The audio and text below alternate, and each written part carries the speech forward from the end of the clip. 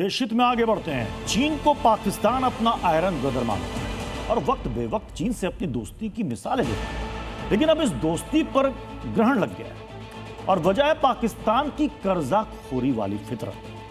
दरअसल पहले तो सिपेक के नाम पर पाकिस्तान ने चीन से अरबों डॉलर का कर्जा लिया। खैर, कर्जा तो पाकिस्तान चुका नहीं पाया, लेकिन उस कर्जे पर जो ब्याज बना उसे माफ करने की गुहार चीन से करने लगा। बस इसी बात से जिनपिंग भड़क गए और ब्याज चुकाने की वार्निंग दे दी। कर्जा लेना और उस कर्जे को ना चुकाना पाकिस्तान की फितरत है, या कहें अपने वजूद के साथ ही कर्जाखोरी करना पाकिस्तान को बखूबी आता है।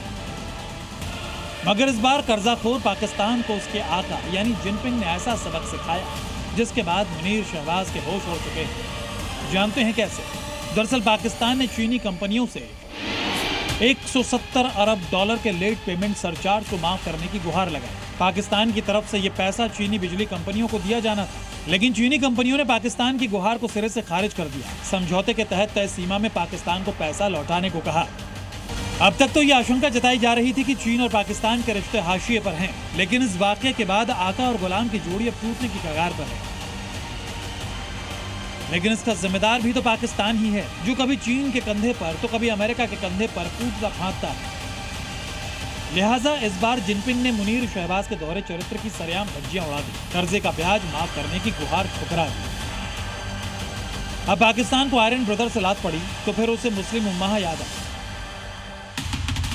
अरे वही इस्लामिक देश सऊदी अरब। जी हाँ, दावा किया जा रहा है कि चीन के पैसे को चुकाने के लिए अब पाकिस्तान ने सऊदी अरब के सामने झोली फैलाई है, यानी कर्जे को चुकाने के लिए फिर से कर्जा लिया जा रहा है।